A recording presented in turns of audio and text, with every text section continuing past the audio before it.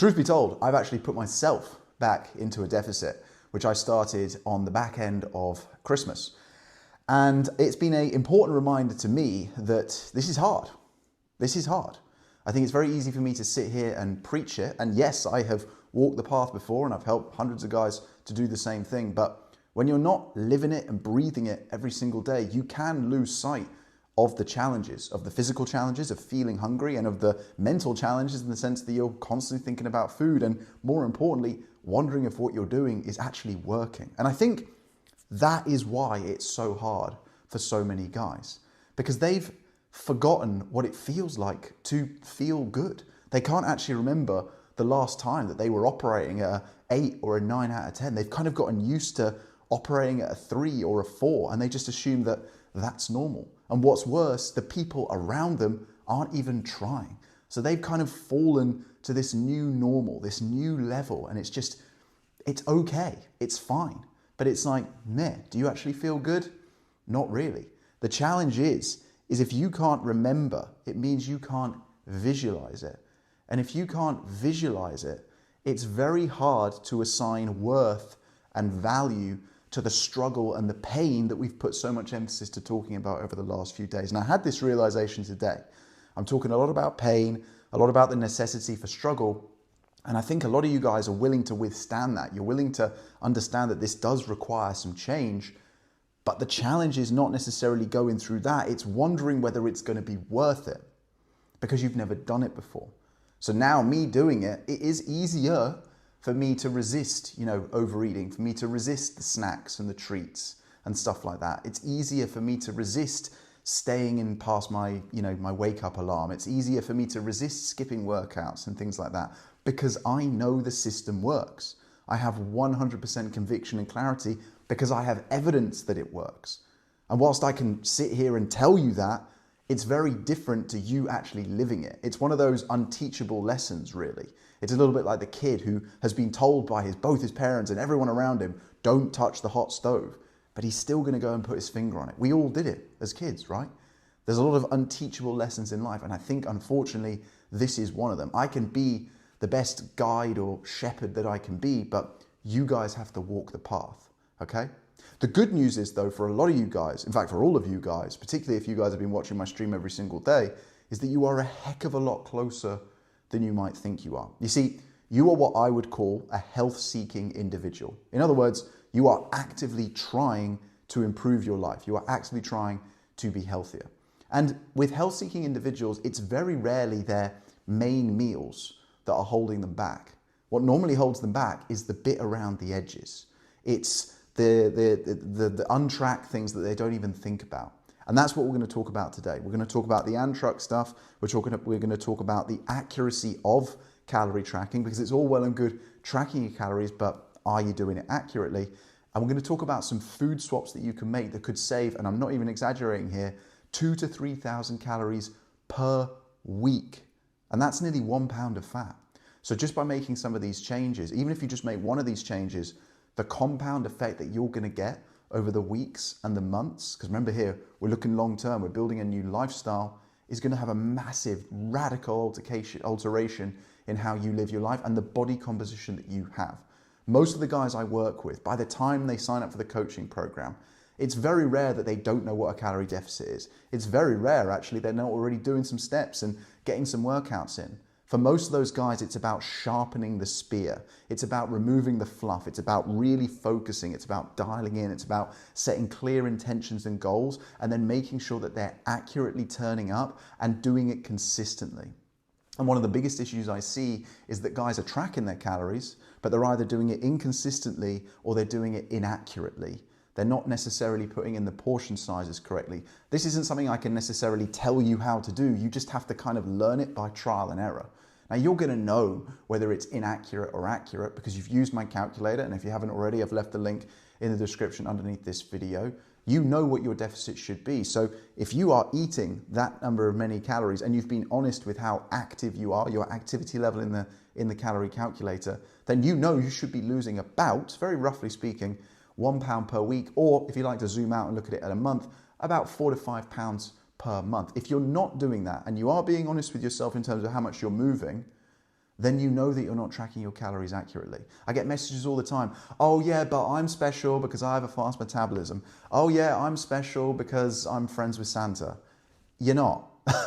We all abide by the laws of thermodynamics, unless you are in fact from Mars. But if you are a human and you're from planet Earth, it doesn't matter where you're from, what your name is, how old you are, your sex, your sexual orientation, your race, your ethnicity, your religion, it doesn't matter. You and I abide by the law of thermodynamics. If you are in a calorie deficit, and by that I mean you are accurately tracking your calories and you are eating under your maintenance, that is the definition of a deficit, then you will be losing body fat. If you are not, then something's going wrong, and it's normally to do with the accuracy of your tracking. So what I want you to do today is to go back, look at your tracking over the last few days, and just make sure that you've been accurate with it, and just take a little bit more time with it. Now, the easy way around this, or easier ways around this, some people have started using these AI food tracking apps. I actually had a conversation with one of my new clients, Maurice from Brazil, this week, and he's using this because it's very convenient for him.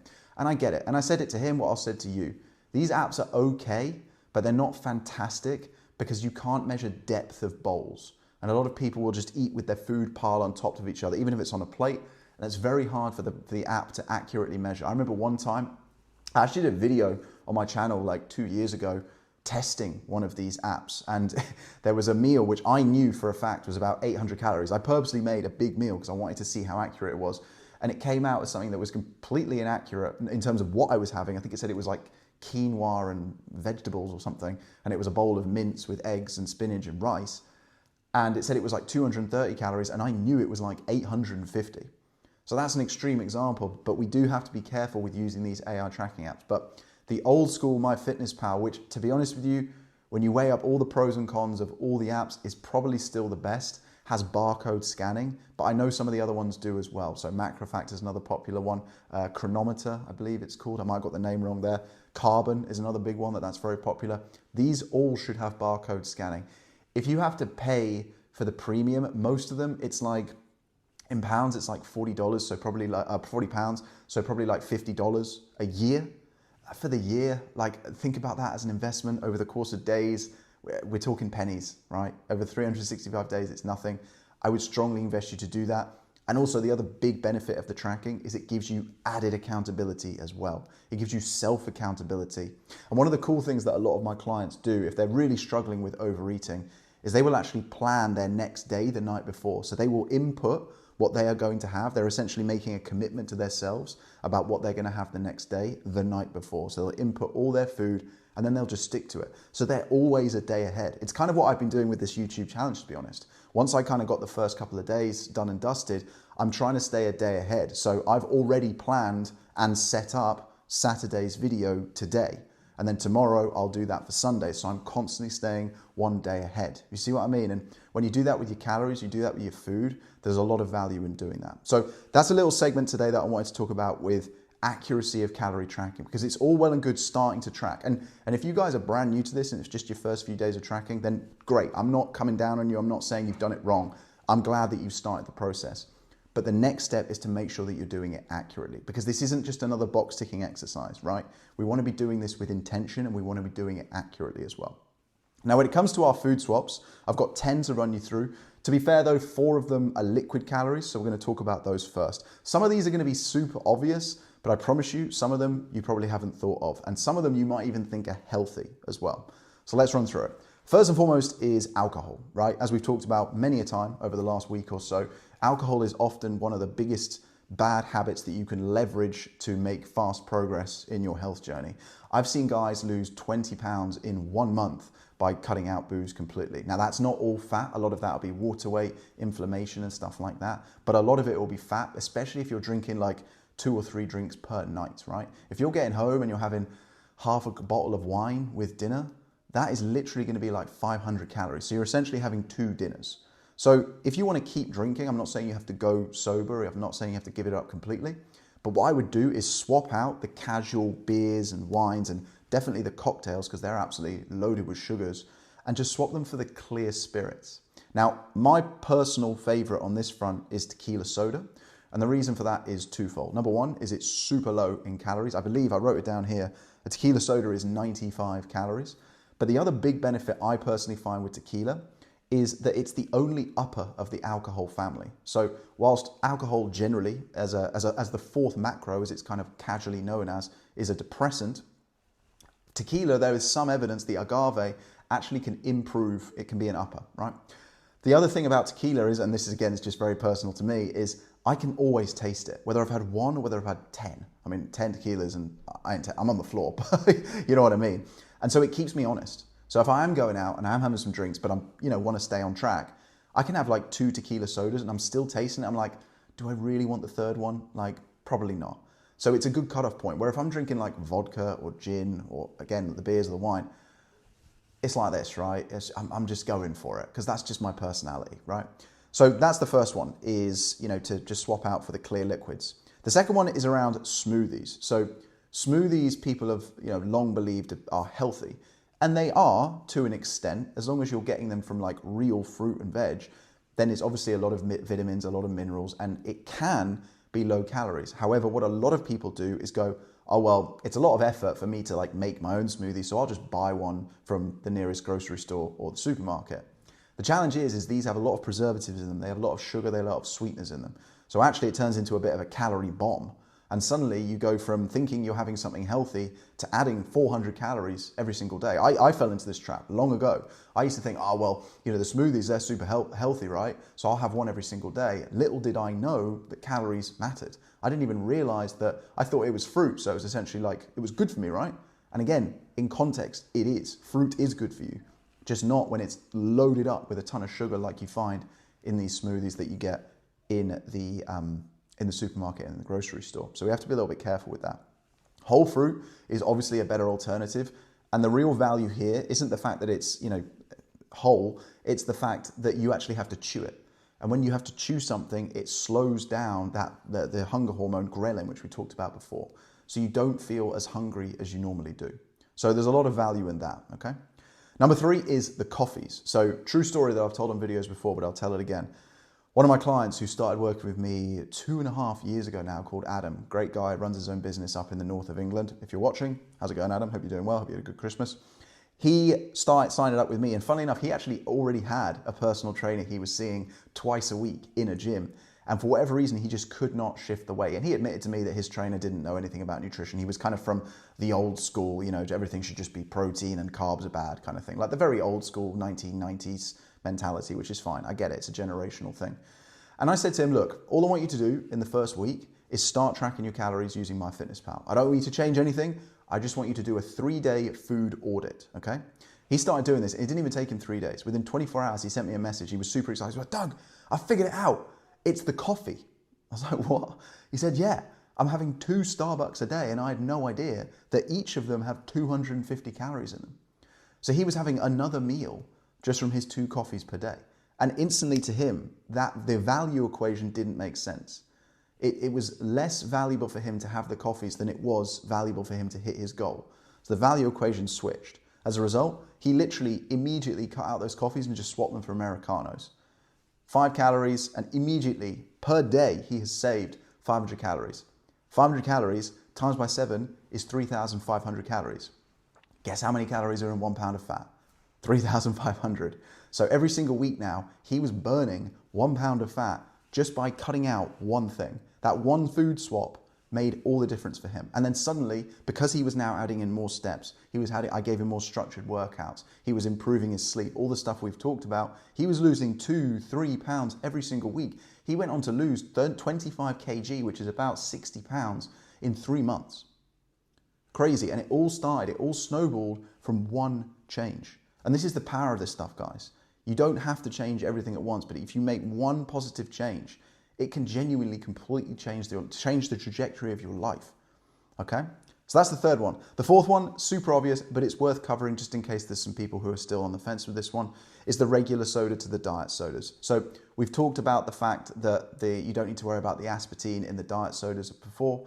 You'd have to be drinking gallons of the stuff. So if you are stuck on the soda hype, which I used to be, true story, when I was growing up, I got stuck on basically an addiction of having 2 cans of Coke every single day, 1 at lunch and 1 as soon as I got home from work, and that was me. And again, 500 calories. Didn't realize it, didn't appreciate it. swapped it for Coke Zero. At first I was like, oh, doesn't taste the same. Wasn't getting the caffeine, wasn't getting the sugar. That's really what I was missing. After 3 days, I didn't even want Coke anymore because it had gotten so sweet in my mouth that it completely reset my taste buds. So if you haven't already, and if you're really struggling with staying within your calories, then this simple swap can really help from a satiation point of view and just from a sanity perspective as well. So that's a really powerful one that I'd encourage you to make if you haven't already.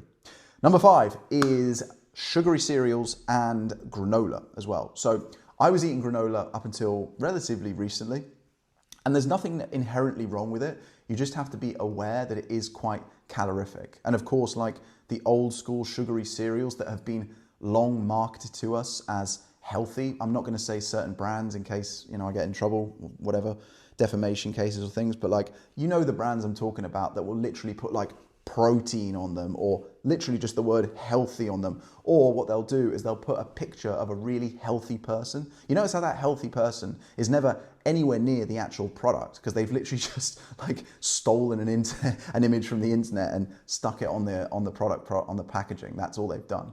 So you want to try and avoid these. What I would encourage you to switch to, you've got kind of one of two options here, is either some bran flakes, which is a cereal, is a Kellogg cereal, but it's very high in protein and very high in fiber and very low in sugar. It's not ideal because obviously the way it's created essentially, but as an alternative, if you still want something crunchy in the morning that you can have with milk or with yogurt, then it's a really good go-to and it's a great substitute, put it that way. And the calories are still there, but the bang for your buck that you're getting from those calories is much better because it's lower in carb, higher in protein, and way higher in fiber as well, okay? The other option is oats. So this is something that I've switched to relatively recently. All you have to do is literally pour them in, pour a bit of water, microwave for 90 seconds, and then I put honey and yogurt on top. And what's quite nice, particularly in the winter, is that they're warm as well. So I quite like that first thing in the morning. And again, basically no sugar, much more sort of natural, if you like. And so overall just going to be healthier for you because it's more of a whole food. So that's a really good morning alternative for you if you want to make them.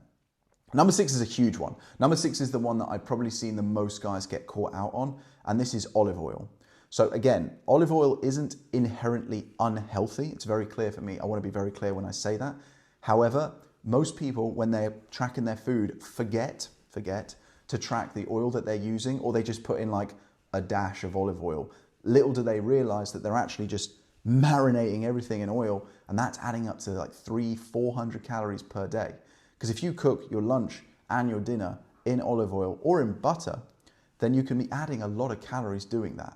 So the very simple swap here is to go from the oil or the butter to the 1-calorie sprays that are widely available everywhere. And the beauty of the 1-calorie sprays, you can be very liberal with this. You can have like 10 sprays knowing that it's 10 calories. To be honest with you, I wouldn't even track the 1-calorie spray because it's just a bit of a ball ache to do it. And it's gonna, like, even if you go crazy and do 10 sprays, you don't need to, but even if you did, it's 10 calories. So you don't even need to track that sort of stuff.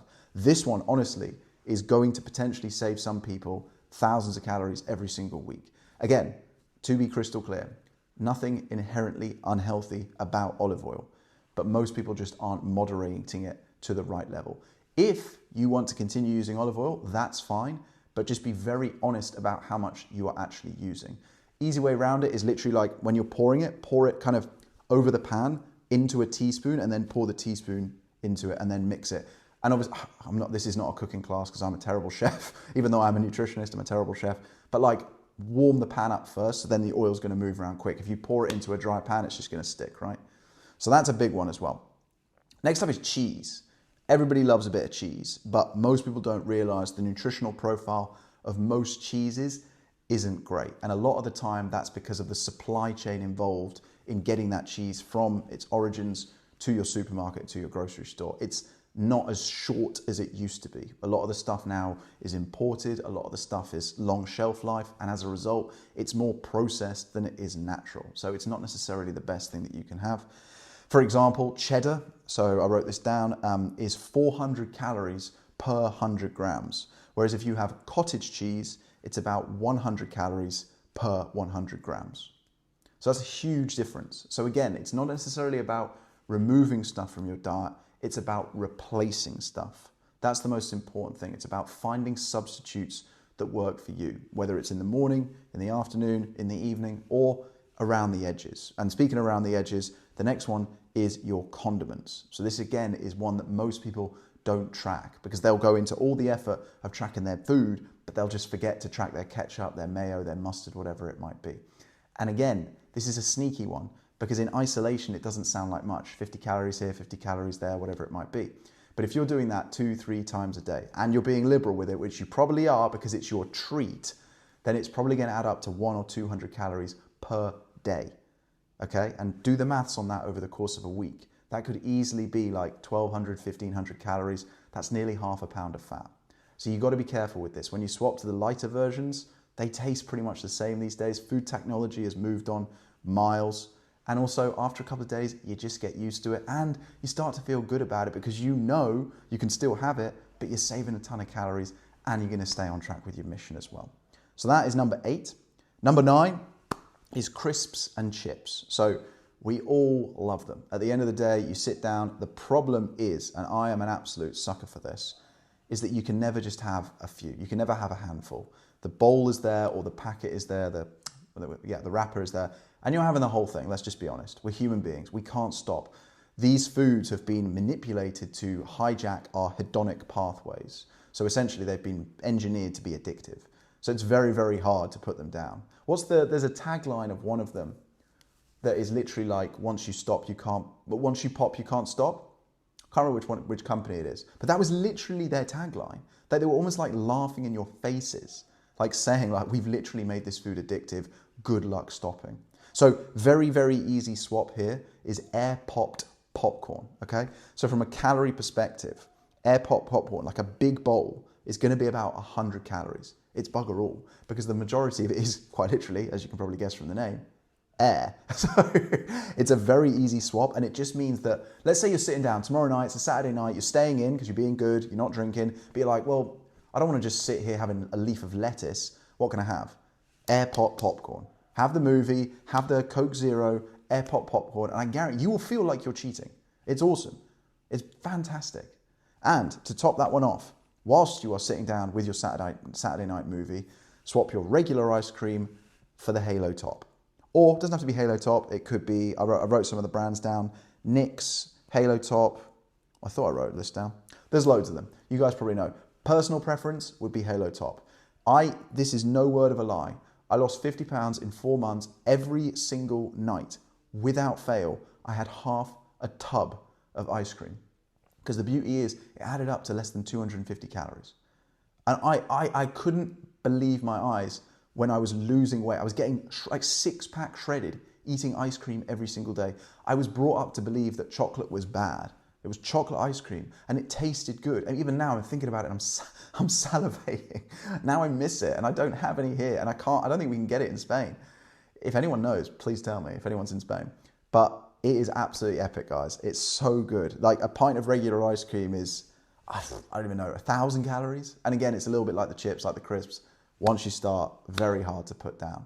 Whereas if you have that low calorie ice cream, you can have a whole tub. If it's a weekend and you're like, yeah, you know what? I've had a really good week. I'm going to reward myself. I've backloaded my calories. Remember what he said? Some people like to front load their deficit so they can give themselves more calories to eat at the weekend. I'm going to enjoy myself. I'm going to have a Coke Zero. I'm going to have some air pop popcorn and I'm going to have half a tub of Halo ice cream. That's a pretty good diet, if you ask me. If you're sitting there, movie night, Saturday night, it's -5 outside and it's snowing, you're staying in, get a movie on. What better way to spend a Saturday night? You're going to sleep better, you're going to wake up feeling fresh. It's a win-win. Win, win, win, win, win. So, those are the 10. Just to quickly run through those again. From a liquid calorie perspective, we've got the booze, so swapping for clear spirits essentially. My favorite would be tequila. Smoothies, swapping for whole fruit. Fancy coffees, swapping for the Americanos or the black coffees. Swapping the regular sodas for the diet sodas. Swapping the sugary cereals or the granola for the bran flakes or the oats. Swapping the olive oil for the 1-calorie cooking spray.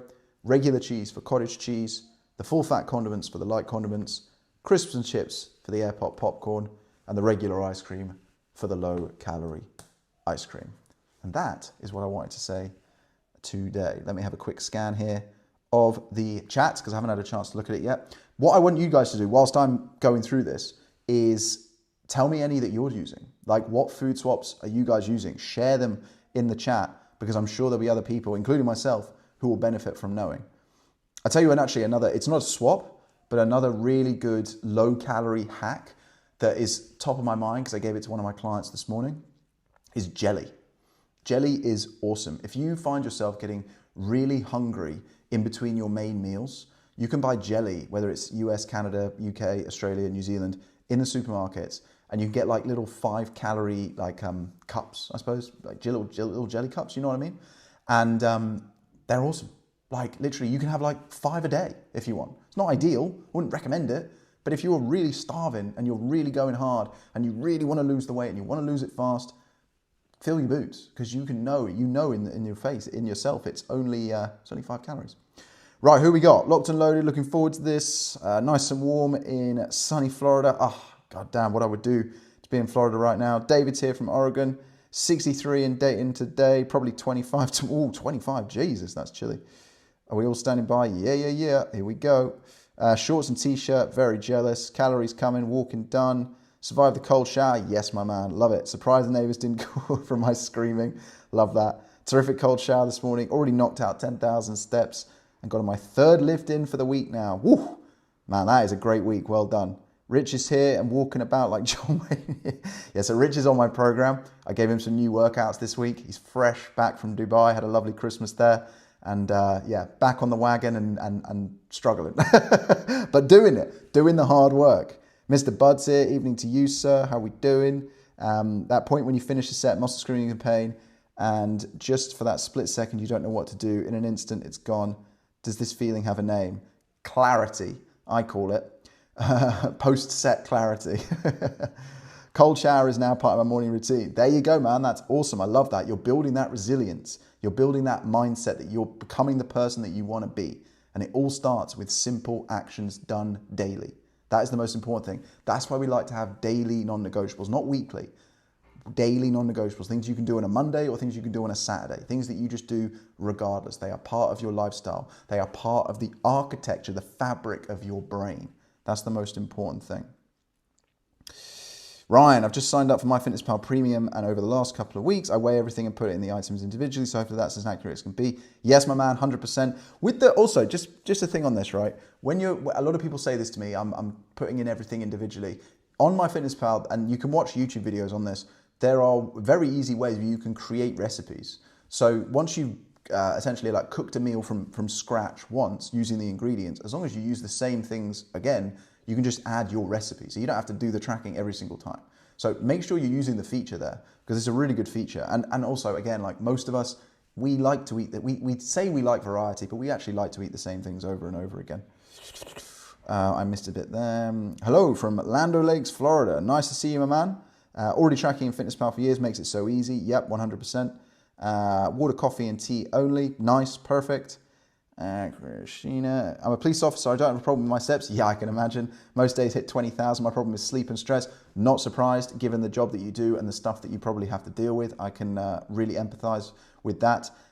Ironically, it might sound a little bit counterintuitive, given that you're already doing the step count, but the steps that you do for your work versus the steps that you do for yourself might be a little bit different. And I think particularly for someone like yourself who obviously lives in a very high stress and high pressure environment or works in an environment, having a decompression routine would be what I would call it. I think that would be a really important part of your lifestyle for yourself.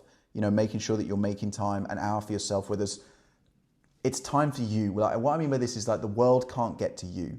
So there's no notifications on your phone. Like, you spend your whole day giving to people.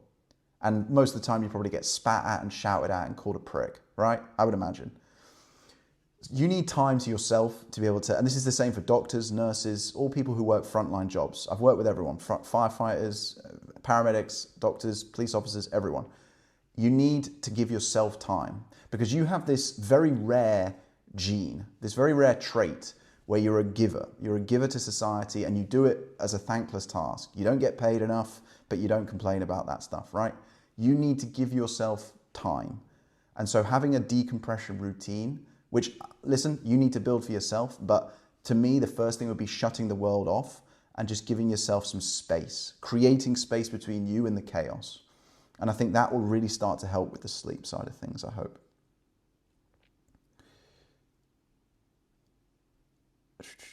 Non-fat yogurt is my new ice cream. Okay, so the one thing I would mention about non-fat yogurt, Russ, is I personally am more of a fan of the sort of original flavors, if you like. That's not the right word. The original versions of foods. So I don't actually like low-fat versions. So this stemmed from the 90s and the noughties, where low-fat became a bit of a trend.